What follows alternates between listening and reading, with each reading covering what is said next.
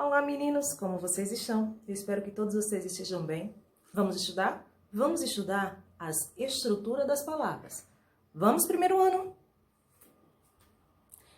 Então, vamos lá. Vamos para a estrutura das palavras, né? Vamos lá. A estrutura das palavras, estudar a estrutura é conhecer os elementos formadores das palavras, né?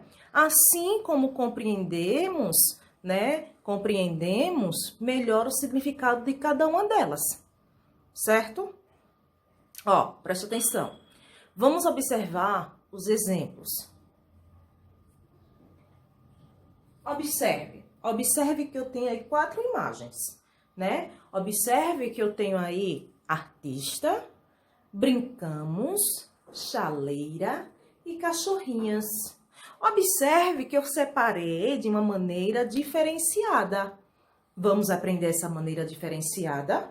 Ó, presta atenção. A análise destes exemplos mostra-nos que as palavras podem ser divididas em unidades menores, certo? Observe aqui. Artista, brincamos, chaleira e cachorrinhas. Ó, aqui damos o nome de elementos mórficos ou morfemas, certo? Elementos mórficos ou morfemas. Vamos analisar agora a palavra cachorrinha. Ó, presta atenção. Nessa palavra, observamos facilmente a existência de 4 elementos. Observe aí, por favor. Observe que eu coloquei em negrito para vocês, né? Cachorro até o segundo R, INH, A e S. Observe que na primeira parte, onde tem cachorro, né, é o elemento básico da palavra. É aquele que contém o significado. Já o INH indica que a palavra é um diminutivo. A letrinha A indica que a palavra é feminina. E a letrinha S indica que a palavra se encontra no plural. Vocês estão observando? Perceberam? Não é difícil, é fácil. Analise com calma mais uma vez. Observe que a palavra cachorrinhas, né? Cachorri, até o segundo R. Este é o elemento base, certo? Da palavra. É aquele que contém o significado. O INH indica que a palavra está no diminutivo. A, que a palavra é feminina, e S, que a palavra se encontra no plural, certo? Questão do número, ok? Aí eu coloquei para vocês o conceito que morfemas são unidades mínimas de caráter significativo, certo? Ó, presta atenção. Observação. Existem palavras que não comportam divisão em unidades menores. Quais são essas palavras? Eu coloquei somente 3, mas tem outras. Coloquei apenas lua, mar e sol, certo? Ó, pessoal, presta atenção. Quem vem a ser, né? Quem são os seguintes elementos mórficos? Então, nós temos aí, raiz é um elemento mórfico, radical é um elemento mórfico, tema é um elemento mórfico, afixos, desinências, vogal temática, vogal de ligação, consoante de ligação. Então, todos esses elementos são classificados, são considerados elementos mórficos, ok? Vamos agora observar que raiz, radical e tema são elementos básicos e significativos. Já afixos, que vem a ser prefixos e sufixos, e desinências, vogal temática, né? São elementos modificadores da significação dos primeiros. Quem são os primeiros? Raiz, radical e tema. Vamos lá, pessoal, continuando. Observe que aí nós temos raiz, né, radical e tema, que são elementos básicos e significativos. Nós temos os afixos, que vêm a ser dividido em prefixo e sufixo, né, desinências e vogal temática, que são elementos modificadores da significação dos primeiros, ou seja, radical, raiz e tema. E temos também vogal de ligação e consoante de ligação, que são elementos eufônicos, certo? Ou tanto faz dizer que são elementos apenas de ligação, ok? Observe aqui, vamos lá. Vamos conhecer agora o que vem a ser a raiz. A raiz da palavra é o principal elemento de origem da palavra. É a sua parte básica. Ela abriga a significação do termo e pode sofrer alterações. As palavras que possuem a mesma família etimológica contêm a mesma raiz. Aí nós temos, por exemplo, a palavra carro e a palavra nocivo. Observe que a raiz ela é nominal e ela permanece. Certo? Tranquilo? Vamos lá. Vamos agora conhecer o radical. Radical é o elemento base que serve de significação à palavra, né? E que inclui a raiz. Ele não sofre alterações, certo? Ou seja, ele permanece igual sempre, por exemplo. Ele sempre permanece igual. Ó, vamos lá, vamos ver o exemplo, né? Eu tenho aí ferro e ferrugem. Eu tenho aí floricultura e florista. Observe que o radical, ele permaneceu. Que o radical, ele permaneceu, sua estrutura é a mesma. A estrutura do radical não mudou. Observaram? Observe que eu coloquei específico para vocês, certo? Em negrito, para que vocês observem melhor. Aí vem a questão do tema. O tema é quando a gente faz a união do radical com a vogal temática. Juntando os dois, dá o tema. Observe que aí eu tenho a palavra estuda, rompe e parte. Observe que fazendo a união do radical com a vogal temática, nós conhecemos o tema. Certo? Vamos agora para os afixos. Os afixos são elementos complementares. Ó, preste atenção. Os afixos são elementos complementares das palavras, né? Que se juntam a um radical e formam novas palavras. São classificados em prefixos e sufixos. E agora, o que vem a ser prefixo e o que vem a ser sufixo? Gente, ó, é só colocar na cabecinha. Vamos lá, vamos lembrar de algo assim, quando eu digo assim, pré-vestibular. Pré-vestibular é que tá estudando para o vestibular, não é isso? Vem antes. Então, prefixo aparece antes do radical. E sufixo aparecem depois do radical. Certo? Tranquilo? Pode ser assim dessa forma, ficou mais fácil o exemplo. Aí eu coloquei para vocês, né? Eu coloquei para vocês aí o exemplo de prefixo e sufixo. Observe uma coisa. Quem é meu radical? Quem é meu radical? Qual é a palavra? Infeliz. Infeliz é o meu radical. Perdão, feliz é o meu radical. Com o acréscimo do in, ficou infeliz. Então, infeliz é o meu prefixo. Certo? Aí eu tenho no sufixo a palavra felizardo. O radical permaneceu. Perceberam que o radical é o mesmo, feliz? Observaram que a palavra base que eu tenho aí é feliz? Então, feliz é o meu radical. Agora, o meu sufixo é ardo, ou seja, aparece depois do radical. O prefixo, eu tenho a minha base, que é quem? Feliz. E o prefixo apareceu, né? Apareceu o in antes. Por isso que ele é classificado como prefixo. Certo, pessoal? Tranquilo? Vamos lá. Vamos prestar atenção, que é fácil. Esse assunto é fácil. Ó, vamos para as desinências. As desinências, elas são morfemas acrescidos, né? No final dos vocábulos. E que indicam as flexões da palavra. Elas são classificadas em dois tipos, desinências verbais e desinências nominais. Observe. Desinências verbais vai indicar o que, pessoal? A flexão de quem? De número, de pessoa, de modo, tempo dos verbos. Já as desinências nominais, elas irão indicar as flexões de gênero. Vocês lembram isso? E de número também. Gênero quando eu digo o quê? Masculino e feminino, não é isso? Número, quando eu digo o quê? Singular e plural, não é isso, pessoal? Vamos lá, meninos. Vamos prestar atenção aqui agora. Vou reforçar para vocês a questão das desinências. Observe que ela é dividida em dois grupos: desinências verbais e desinências nominais, certo? Eu quero que vocês se atentem, prestem atenção aí.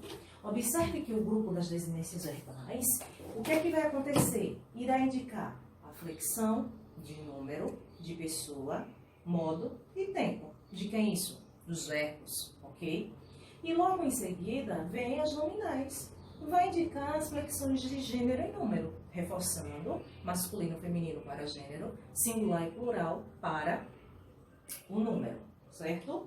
Observe aqui, por favor. Nós temos o quê? Nós temos exemplos com relação à desinência nominal e com relação à desinência verbal, certo? Ó, preste atenção. Desinência nominal, eu tenho aí o exemplo para vocês: menina, meninas, quantidade, né? Mais de uma. Garoto e garota, já aí com relação ao gênero masculino e feminino. Preste atenção, desinências verbais. Já a questão do exemplo que eu coloquei sobre a desinência verbal, eu coloquei assim: eu como. Essa desinência corresponde ao número e pessoa do verbo. Quem é o meu verbo? Comer. Que indica o quê? Está indicando a primeira pessoa do singular do presente do indicativo. Prestaram atenção? De novo, ó, presta atenção. Com relação à desinência nominal, eu tenho o quê? Menina, meninas. Com relação ao número, singular e plural. Já nas desinências nominais de gênero, eu tenho o quê? Garoto e garota. Estou classificando aí com relação ao gênero masculino e feminino. Verbal, observe que eu coloquei eu como, desinência numeral, né? Desinência de número e pessoa do verbo comer. Está indicando a primeira pessoa do singular. De quem? Do presente e do indicativo. Observe agora que nós vamos estudar a vogal temática, vogal de ligação e consoante de ligação. Observe, né? Com relação à vogal temática, né, é indicado, né, indicando a que conjugação pertence à forma do verbo. Vocês lembram da questão da primeira, da segunda e da terceira conjugação? Por exemplo, o verbo cantar terminou em AR, significa que pertence à primeira conjugação. Quando eu digo assim, comer, terminou em ER, segunda conjugação. E aí eu coloquei para vocês o partir, né? Constatamos que o I representa a vogal temática, indicando que o verbo pertence o quê? À terceira conjugação. Ficou claro, gente? Observe que a vogal temática, né? A vogal temática verbal, né? Com relação ao verbo, está indicando a que conjugação pertence essa forma verbal. Se ela é da primeira, se ela é da segunda, se ela é da terceira conjugação. Certo, meninos? Observe que na língua portuguesa existem 3 grupos de conjugações verbais, né? Sendo a primeira marcada pela vogal A, como eu falei para vocês há bastante, a terceira, né? A segunda marcada pela vogal E e a terceira pela vogal I. Observe os exemplos aí abaixo. Primeira conjugação, terminação AR. Nós temos o quê? Nós temos amar, nós temos ensinar e nós temos voar. Observe que aí eu falei com relação à primeira conjugação. Amar, ensinar e voar. Observe que a vogal temática, ela como é que eu posso dizer para vocês aqui dessa forma, uma forma mais clara, mais nítida? Ela é a representação, né? Ela é a representação de como a forma verbal, ela vem representando para vocês, seja numa atividade, né? Seja num conteúdo, no exemplo, certo? Que vocês fiquem atentos a isso. Ó, vamos agora observar a segunda conjugação. Como eu falei para vocês, a segunda conjugação é R do verbo comer, saber e viver. Observe que aí nós temos o é, né? Nós temos o é em destaque, né? Denominando a segunda conjugação. Por isso que eu coloquei lá ER. E nós temos aí a terceira conjugação, IR. Partir, decidir e ouvir. Lembraram, gente, com relação à primeira, com relação à segunda e com relação à terceira conjugação? Alguma dúvida com relação a isso? Não, né? Tá fácil, né? Vamos lá. As vogais e as consoantes de ligação são fonemas que aparecem no interior das palavras, permitindo a ligação entre o radical e as desinências. Certo? Preste atenção. Repetindo. As vogais e as consoantes de ligação são fonemas que aparecem no interior das palavras, permitindo a ligação entre o radical e as desinências. Ó, preste atenção. As vogais e as consoantes de ligação são consideradas como elementos eufônicos, ou seja, estão relacionados com aspectos fonológicos, ou seja, os sons, contribuindo para a pronúncia de algumas palavras. É importante ressaltar que as vogais e as consoantes de ligação não causam alteração de sentidos nas palavras. Ó, preste atenção, observe aqui os exemplos. Brasiliense. Brasil é o meu radical. O I é a minha vogal de ligação. E o ense é o sufixo. Observe a palavra inseticida. Insete, radical, I, vogal de ligação, cida é o meu sufixo. E bem assim eu coloquei para vocês a palavra chaleira e escolaridade. A palavra cafeteira e escolaridade. Café é meu radical, o T é minha consoante de ligação, o eira é meu sufixo. E escolaridade, escola, radical, meu R, consoante de ligação, idade, meu sufixo. E agora, chaleira, chá, radical, L, consoante de ligação, e eira, meu sufixo. Gente, ficou claro, né? Eu agora preparei para vocês uma atividade, certo? Que vocês irão ter que fazer. Essa atividade eu quero que vocês copiem no caderno, certo? Professora, vai pausando o vídeo e vai copiando. Vai pausando e vai copiando, sem problema nenhum. Ó, preste atenção. Primeira questão. Na língua portuguesa, é o elemento que contém o significado básico da palavra. Aí nós temos aí afixo, tema, radical e desinência. Gente, qual é o elemento que contém o significado básico da palavra? Hein? Tá nítido, né, gente? Radical. Tranquilo? Vamos lá. Segunda questão. Assinalar a alternativa correta na palavra empedramento. Na palavra empedramento, nós temos o sufixo é ento, o prefixo é empe, o tema é pedra e o radical é impede. Qual é a resposta correta, meus amores? Meus queridos, a resposta correta aí é a questão do tema, que é pedra, certo? Tranquilo? Vamos lá. De acordo com as palavras abaixo, vamos fazer a decomposição, né? Vamos decompor essa palavra, menininhas. Observe que eu já coloquei assim para vocês, para que vocês coloquem no caderno dessa mesma forma. Vamos lá? Vamos lá. Meninim, radical, base do significado. E NH, meu sufixo diminutivo. A, desinência nominal de gênero feminino. E S, desinência nominal de número plural. Ficou fácil, né? Vamos agora para imoral e moralizar. E aí?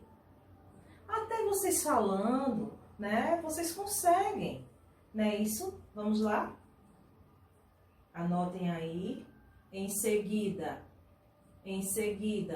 vem andássemos e falar, né? Andássemos e falar. Deixa eu voltar aqui. Imoral, né? Observe que aí eu tenho o i. I é o meu prefixo.